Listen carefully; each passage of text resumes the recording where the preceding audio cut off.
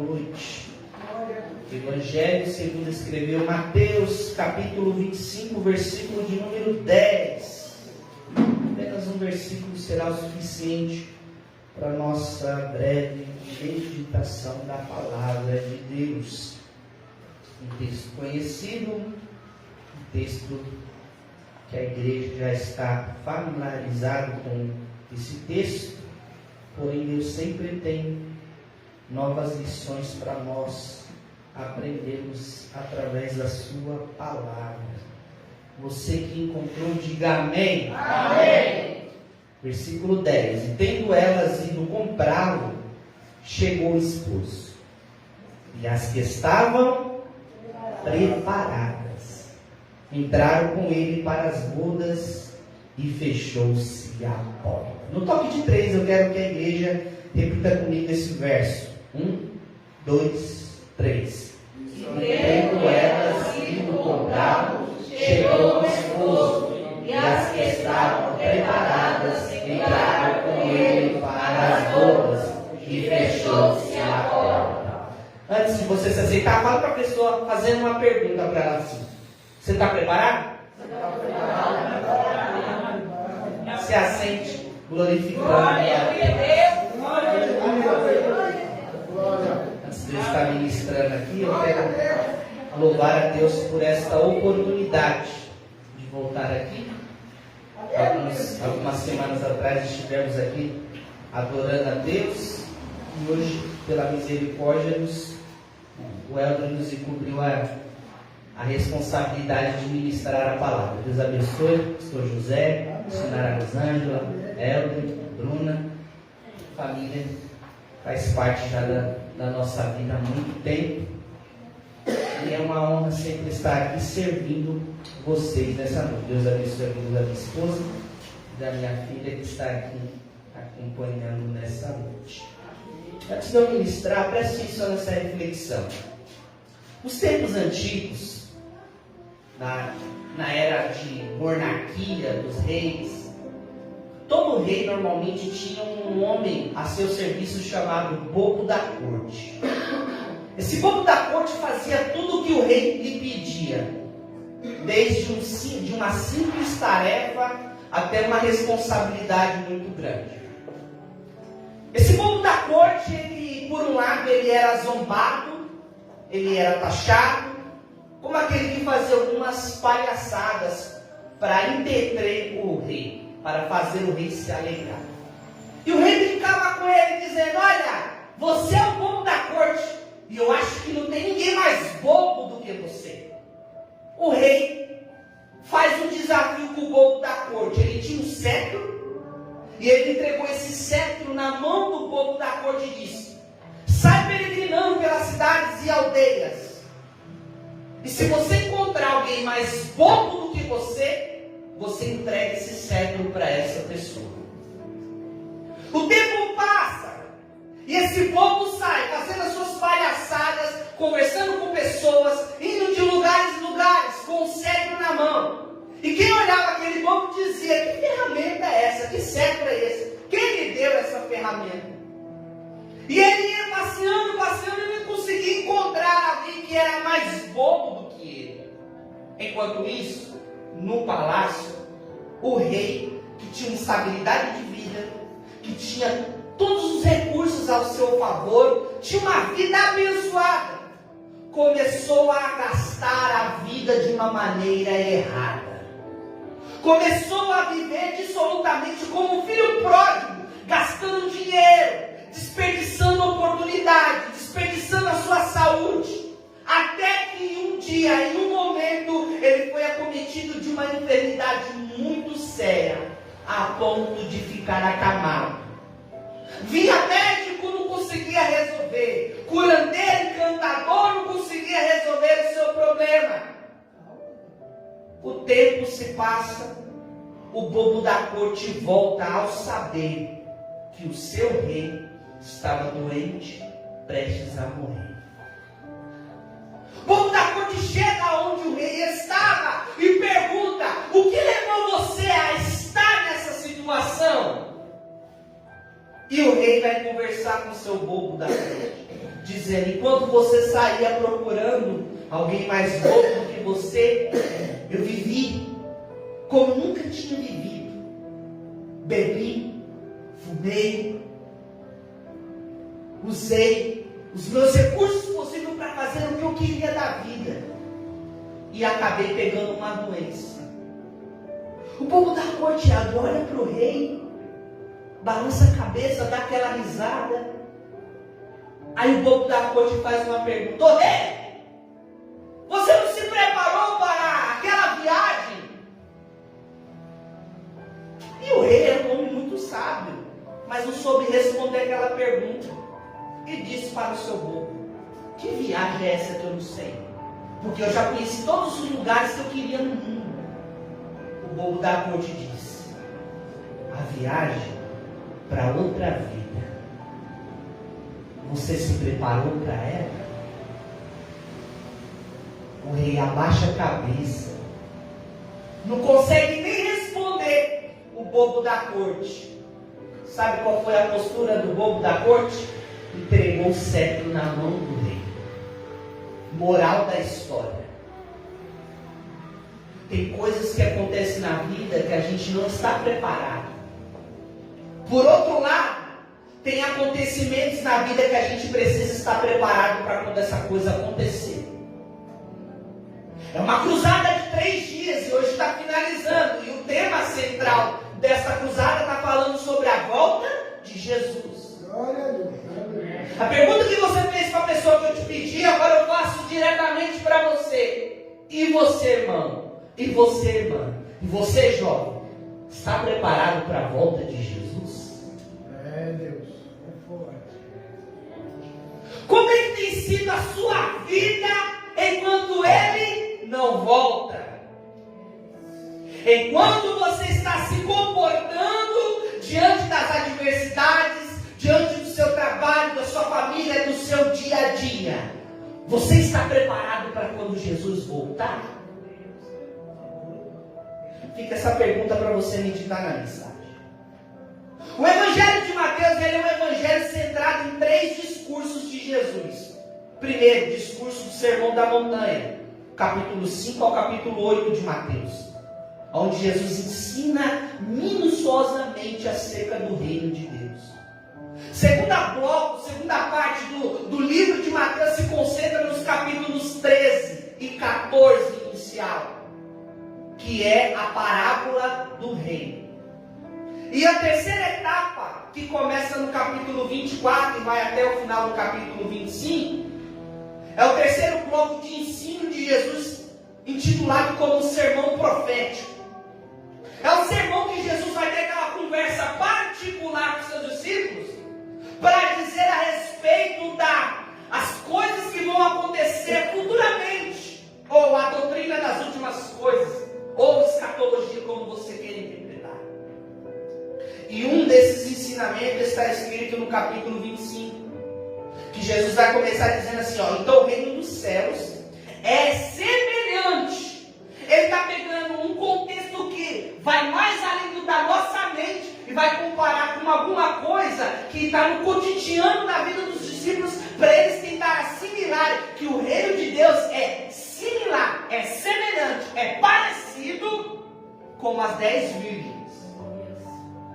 Aqui ele está representando 2 tipos de crentes, 2 tipos de pessoas, 2 tipos de posturas, 2 tipos de comportamento que a igreja precisa ter. E ele está falando: olha, o reino dos céus, as últimas coisas, o que vai acontecer no futuro, é semelhante a essas 10 virgens que se preparam para o encontro do esposo. Qual é o cenário aqui inicial para nosso entendimento? É um casamento, bodas, festa. Ninguém vai numa festa despreparado. Eu creio que como você veio para esse culto aqui, você não veio de qualquer jeito. Você colocou a melhor roupa, melhor perfume, melhor sapato, melhor vestimenta, melhor caminho, a melhor hora, o melhor jeito para vir para a casa de Deus. Porque é uma festa, o culto é uma festa, uma celebração. Então essas mulheres se prepararam para estar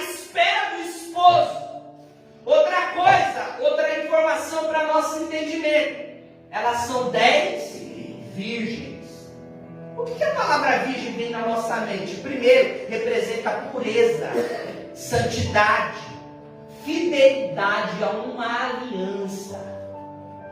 Então essas mulheres estão no cenário de festa, de casamento, preparando ou se preparada para receber um esposo com pureza, com fidelidade à aliança, com a santidade no lugar, no altar de Deus. Aleluia. Outra coisa dentro do cenário, elas estavam no mesmo lugar, com o mesmo objetivo. Tanto as loucas quanto as prudentes estavam no mesmo lugar, tinham lâmpadas em suas mãos, estavam esperando o esposo, estavam no mesmo ambiente de festa. Mas o que vai diferenciar lá na frente, o que vai acontecer nesse encontro é que se nessas lâmpadas que elas carregam vão ter azeite. Você percebe na leitura do texto simples, não é nada de teologia para você não entender, é só você ler com cuidado o texto. Elas estavam no mesmo lugar, estavam esperando a mesma pessoa, estavam com a mesma ansiedade, a mesma esperança, todas se cansaram, todas dormiram. O problema é, quando acorda e a notícia chega, já vem o esposo, a questão é, como está o preparo delas?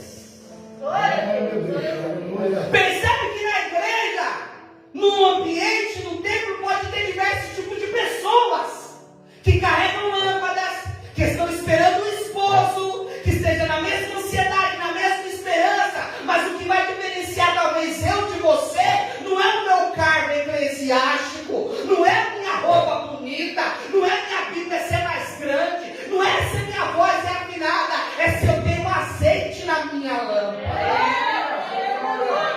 E eu poderia espiritualizar isso aqui, Helder, pastor José, que há muitos espiritualistas dizendo que a lâmpada ou o azeite é o Espírito Santo, mas vai muito mais além disso. No nosso meio pentecostal, falar de azeite é falar da manifestação do Espírito Santo, é teté, línguas estranhas, dons espirituais. Mas nesse contexto da parábola, o que representa o azeite é aquilo que ia manter as lamparinas acesas. E aí Jesus, ele começa ensinando, dizendo, olha, tem dessas 10, 5 é prudentes, 5 é loucas. Quais as lições que esse texto nos reserva? Porque elas estavam preparadas. Primeiro, elas tinham a sua postura correta. Prudência. O que é prudência? Preste atenção. Prudência significa precaução, prevenção. Prudência significa pensar antes de agir. Ei, como é que eu quero que Jesus volta? Como é que eu estou ansiando a esperança de Jesus Cristo se eu falo de qualquer jeito?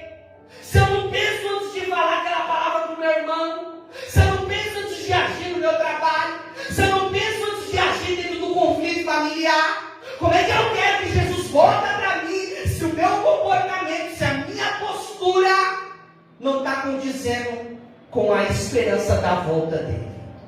Não tem como. Ele pode voltar, mas eu fico. Ele pode voltar, mas eu permaneço no mundo. Eu posso voltar, mas eu fico do lado de fora. Aí Jesus está ensinando, no meio dessas 10 virgens, metade era prudente, metade tinha precaução, metade tinha prudência, metade tinha um pensamento antes de agir. Porque a gente age e depois pensa.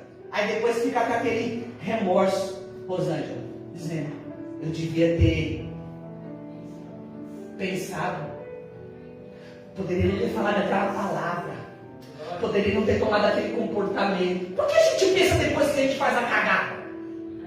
Desculpe o linguajar, mas é para você entender. A gente faz as cagadas, depois a gente pensa. Por que a gente não pensa antes? Porque tem palavras, atitudes, situações que não voltam.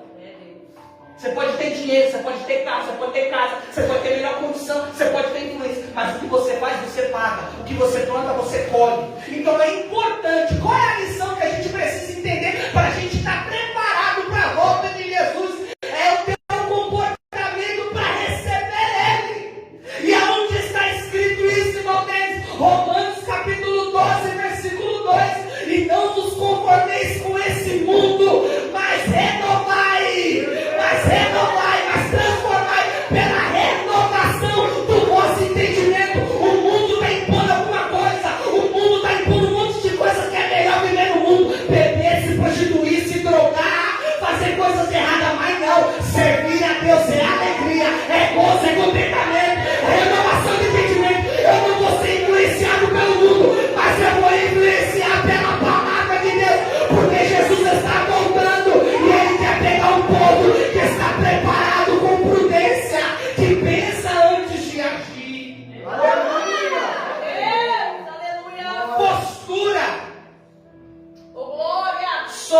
reféns dos nossos próprios comportamentos.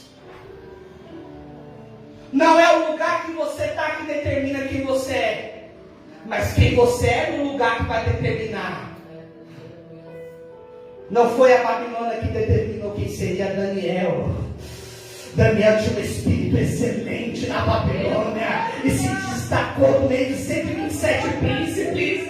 Não foi a Babilônia que diz quem era Sadraque, Mesaque e Abednego. Eles, diante daquela situação, disseram: a gente não vai se prostrar, mas vocês vão ser lançados na fornalha. Não importa, a gente adora o mesmo Deus que é lá de Jerusalém. A gente vai adorar aqui na Babilônia, mas vocês vão ser queimados. Não importa, é o nosso Deus que vai nos livrar. O rei ficou tão orgulhoso que mandou aquecer 7 vezes mais a fornalha. Mas quando o rei olhou aqueles que eles colocaram para matar, o quarto homem estava passeando com ele na fornalha. Por quê? Porque é o meu comportamento que vai determinar o que serei, o que passarei no futuro.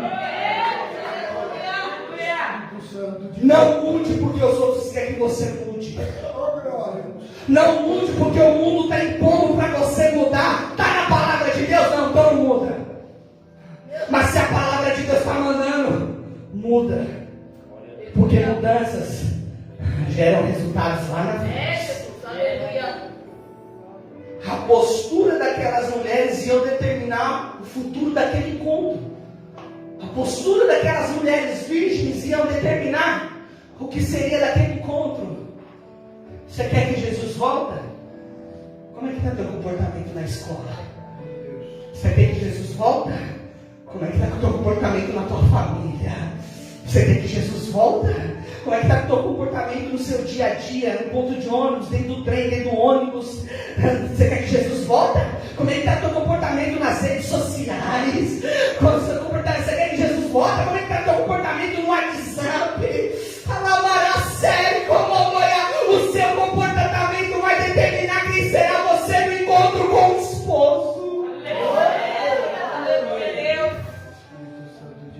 Não troque sua postura, porque a política está impondo, porque as leis estão determinando. A lei é do homem. A lei que estão determinando algumas mudanças está fazendo a igreja se render e se prostrar. O que é certo, o que a Bíblia fala que é certo, continua sendo certo. A gente quer que Jesus volta, mas tendo as mesmas atitudes. A gente quer que Jesus volta falando palavrão.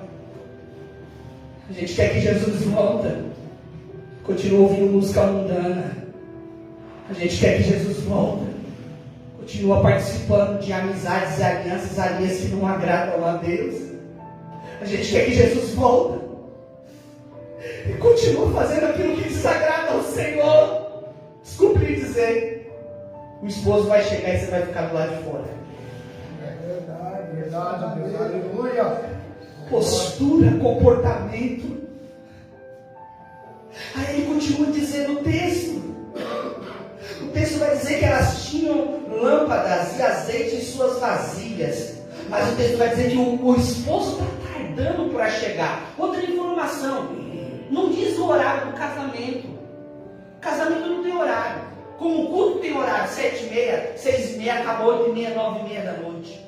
Mas o encontro com o esposo, a volta de Jesus, a gente não sabe o dia e nem a hora que ele vai vir. Então, se eu não estiver preparado, ele vem e eu fico. Se eu não estiver preparado, a igreja sobe e eu fico. Aí tem uns que dizem assim: irmão, você tem que se preparar. Quem já ouviu isso aqui? Você tem que se preparar. Está errado. Você tem que estar preparado. Porque Jesus pode voltar para a igreja ou pode voltar para você sozinho. Como voltou para a nossa avó durante esse mês, que voltou para o Eduardo durante esse mês. Você está preparado? Porque a gente vai morrer ou vai ser arrebatado.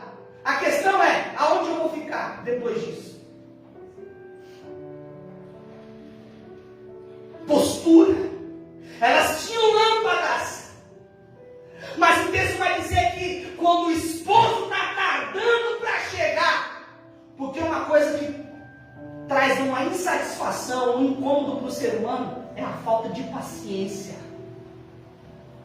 O texto diz que o esposo está tardando para chegar, mas ele está chegando. Como você está ouvindo há muitos anos, há muito tempo, que Jesus está voltando. E parece que assim, o irmão deles veio aqui dizer que Jesus está voltando. Eu já ouvi isso da minha avó há 20 anos atrás, Jesus não voltou. Parece história de carochinha, né? Parece história de mentirinha, mas eu vou te dizer algo sério. Está mais próximo do que você imagina. Aleluia. Pode ser nesse culto, pode ser nessa madrugada, pode ser nesse mês, pode ser nesse ano que Jesus vai voltar. Eu não sei a hora, mas eu sei de uma coisa: eu preciso estar preparado. Você precisa estar preparado quando a trombeta tocar.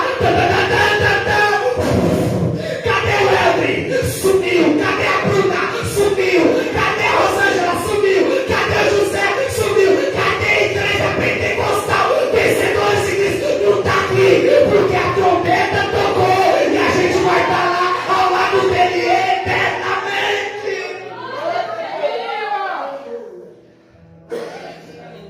Tem muita gente que vem para a igreja carregando a lâmpada, o dom, a Bíblia, carregando a responsabilidade de um cargo na igreja, mas está faltando o azeite.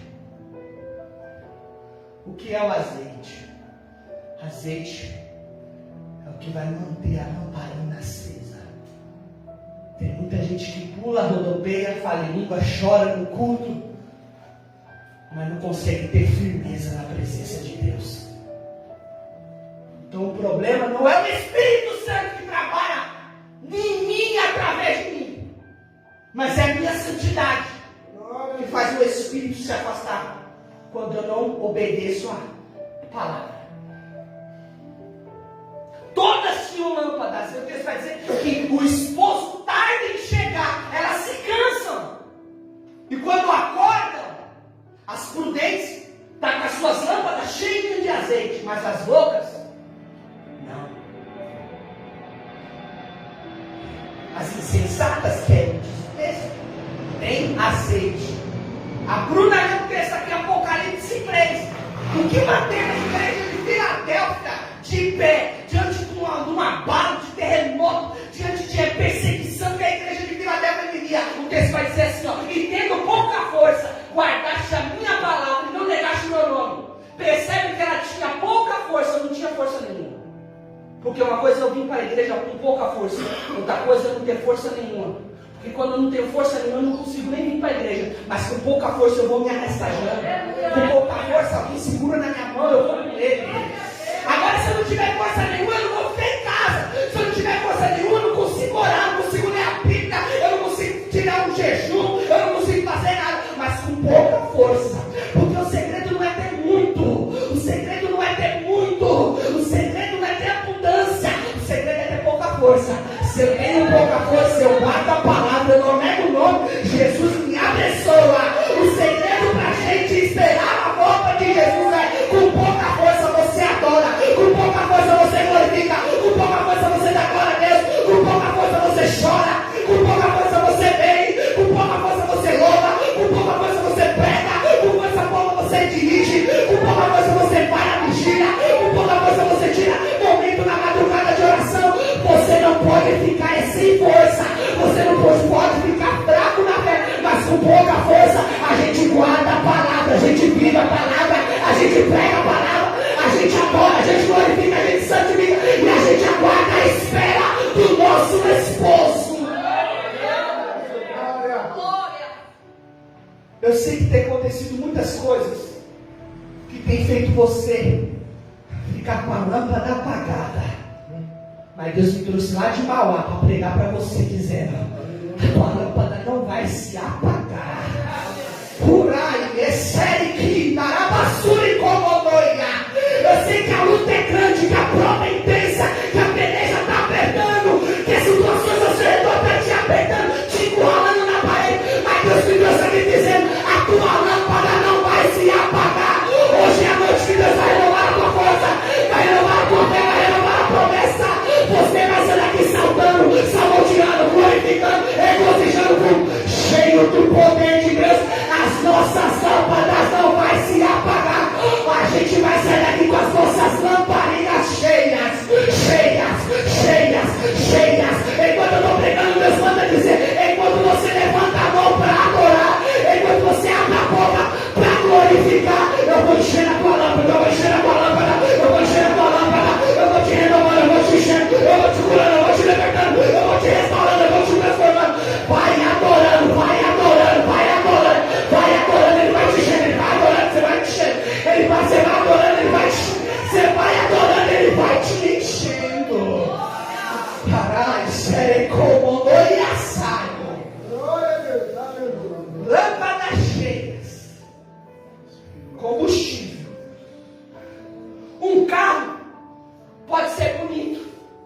Pode estar bom de mecânica, de elétrica, pode estar rodando, mas se não tiver combustível não anda.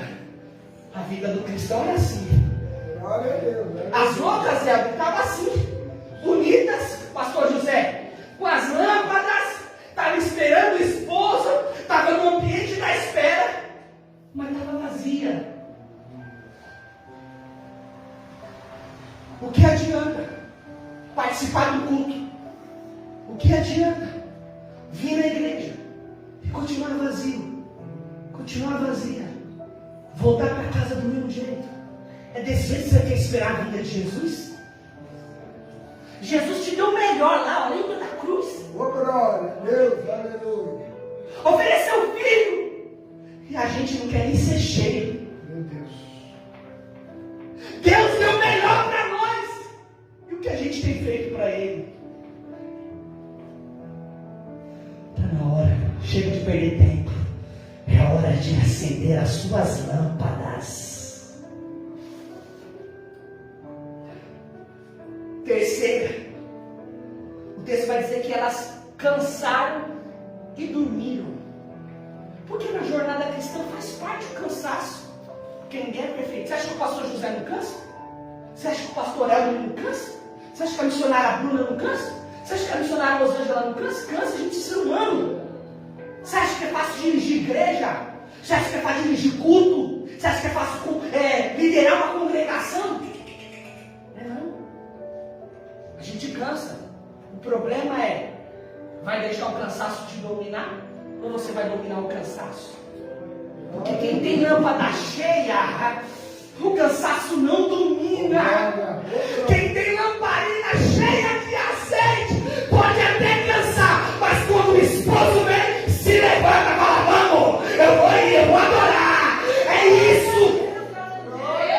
A semana pode ser atribulada no trabalho, passando perseguição, gente lançando fofoca, um carro bate igual aconteceu com ele essa semana, mas a gente está com a lamparina acesa, e nada vai parar não. Domingo eu vou dar no culto, domingo eu vou dar glória, no outro culto eu vou dar glória, em casa eu vou dar glória, e é assim que a gente caminha. O cansaço quer fazer que as nossas lâmpadas ficam vazias sem azeite, mas quem tem lamparina cheia de azeite, não é diversidade, não é infelicidade, não é a peleja, não é perseguição, não é fofoca, não é mentira, não é obra de macumbaria, não é para não. Quem tem lâmpada acesa, passa por cima da prova, vence a prova adorando, vence a prova glorificando, vence a prova louvando, vem para a igreja adorar. Quem tem lâmpada acesa, quem tem lâmpada acesa não fica em casa por qualquer coisa. Quem tem lâmpada acesa vai fazer igual os irmãos que estavam aqui. A igreja ainda estava fechada, mas já tinha irmão esperando a hora de abrir a igreja e participar. É isso, é quem tem lâmpada acesa. Quem tem lâmpada acesa não precisa que a igreja esteja lotada para adorar. Agora é do mesmo jeito. Quem tem lâmpada acesa não precisa esperar um pregador de renome para adorar, para acreditar na palavra, não. Acredita assim mesmo. Quem tem lâmpada acesa não fica olhando, ouvindo se tem voz afinada, se errou a letra ou se está desafinada. Vai adorar do mesmo jeito. Quem tem lâmpada acesa não fica reparando se eu errei hermenêutica, se eu errei exegese, se eu errei homilética, não. Quem tem lâmpada acesa, fecha os olhos, abre a boca, abre o coração e adora Ele. Você vai escolher nessa noite quem será você no encontro com o esposo. Aquele que vai ter lâmpada cheia de azeite ou vai ter lâmpada sem azeite? A lâmpada já está com você. É você que vai determinar se ela está cheia ou vazia. Elas estavam cansadas, mas estávamos esperando aquele momento. A hora já foi, meu Deus. O que tem feito você perder a esperança da volta de Jesus? Quando você for para sua casa, pega a sua harpa, vai no hino 300, leia esse hino com cuidado. O refrão do hino 300 vai dizer assim: nossa esperança é sua vinda. O Rei dos Reis vem nos buscar. nós aguardamos Jesus ainda até aquele sol raiar. É a esperança da igreja. A esperança da igreja não é ser a mais rica do bairro. A esperança da igreja não é ser a mais lotada do bairro. A esperança da igreja não é ser reconhecida pelo político. A esperança da igreja é a eternidade, é a vida eterna, é a salvação. Não perca essa esperança. Você pode perder dinheiro, perder amigo, você pode perder várias coisas, vários bens, mas não perde a esperança da volta de Jesus. Porque Ele está voltando, Ele quer buscar aquele que está preparado. A última coisa para eu encerrar. Quando elas acordam, o sentinela avisa: meia-noite, aí vem o esposo, sai ao encontro. Aí às 10 se levantam, depois de dormir, depois de descansar, se levantam. Mas as loucas vão perceber que não tem azeite nas suas lâmpadas e vai pedir emprestado para aquelas que têm. Olha a resposta delas. E as loucas disseram às prudentes: dai do vosso azeite, versículo 8, porque as nossas lâmpadas se apagam. Mas as prudentes responderam: não seja acaso que nos falte a nós e a vós, ide antes aos que vendem para comprar para vós. Ou seja, o meu azeite não pode abastecer o Helder. Glória a Deus, aleluia. O azeite do Helder não pode abastecer minha lâmpada. Porque cada um tem a sua vida e seu relacionamento com Deus. Glória a Deus. Quem dera se através da nossa vida a gente pudesse fazer isso na vida do outro. Senão todos os nossos familiares estariam aqui. Mas talvez alguém da sua família está na droga, está na bebida, está na prostituição, está no mundo das trevas, está no mundo da tristeza, da amargura, da crise de ansiedade, tantos outros problemas, e você está aqui. Você está cheia. Não adianta tentar negociar de última hora o azeite, porque vida com Deus não se compra. Relacionamento com Deus não se empresta. Relacionamento se dá na intimidade do dia a dia. Elas estão dizendo: não, o nosso azeite é o suficiente para nós se encontrar com o esposo. O que vocês precisam é: corre atrás do vosso azeite. Porque não adianta negociar. Preparo não se negocia com ninguém. Preparo é vivido a cada dia. Acabe e Jezabel quis negociar a vinha de Nabote. Nabote disse: eu não troco, eu não vendo, eu não vou para outro lugar. Essa vinha do meu pai é herança, eu não saio daqui. Ele morreu, mas o legado permaneceu porque ele negociou aquilo que o pai deu para ele. Deus me trouxe aqui para dizer: você quer esperar a volta de Jesus? Não negocie aquilo que Deus te deu. O dom é para você usar, não é para ficar enterrado. Essa chamada, essa promessa que Ele fez para você, não é para você ficar sentadinha sem fazer nada. E tipo, todo mundo pregar o evangelho a toda criatura. Quem crê e for batizado será salvo. Essa é a promessa, é o que nós devemos fazer como igreja. Aleluia. Não tem como negociar.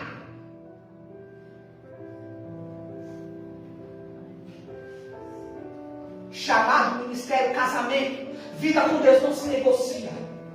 Você quer esperar a volta de Jesus? Esteja preparado. Esteja preparada a se negociar a tua vida com Deus. E eu encerro aqui. Elas se prepararam dentro desse script. Tiveram a postura, manteram o combustível, tiveram a esperança, não negociaram o azeite. Qual foi a consequência? O texto vai dizer: o esposo chegou. E é o versículo mais triste. E as que estavam preparadas, foi o texto que nós lemos, entraram. Cadê as loucas? Cara, porque deixou a lâmpada se apagar. Meu Deus. Entraram, aí o texto vai dizer assim: isso que me choca. E fechou-se a porta. Meu irmão, minha irmã, aproveita. A porta ainda está aberta. Libere o perdão. ame mais, abraça mais, diz que ama mais, corre atrás ainda. Mas eu vou me humilhar, mas ele está errado, mas ela está errada. Não. Aproveita, a porta ainda está aberta, ainda há jeito, ainda há milagre, ainda há cura, ainda há libertação, ainda há transformação. Porque vai chegar um tempo que essa porta vai fechar e não vai ter jeito mais. Aproveite enquanto você tem vida, tem saúde, enquanto você tem ânimo, enquanto você tem vigor. Porque se ficar doente, se perecer no hospital, não tem mais jeito. Se morrer, piorou. Depois da morte, a Bíblia fala, só resta o juízo. Se coloca de pé, meus irmãos. Então aproveite enquanto você tem vida, porque vai chegar o tempo que essa porta vai fechar. Como fechou a porta da Arca de Noé, como fechou a porta para essas bodas, uma hora a porta fecha. Qual foi as consequências? 3 consequências que a gente vai ter quando a gente ficar preparado e vir com Jesus. Primeiro, desfrutar de um banquete especial que foi preparado somente por Ele. Eu creio que você já comeu comidas maravilhosas, que você já participou de jantares e almoços especiais, como eu participei hoje na casa do Rosângela, do irmão José, do Eldo, com a Bruna, maravilhoso. Mas nada se compara, Helder, com aquele banquete preparado por Ele. Você não vai precisar ir no mercado, você não precisa ir sacar dinheiro no banco, você não vai precisar fazer pix. Já está preparado, só está esperando você. Quando Ele descer de buscar, já está preparado. Qual é as consequências para a gente? É desfrutar do banquete eterno com Deus.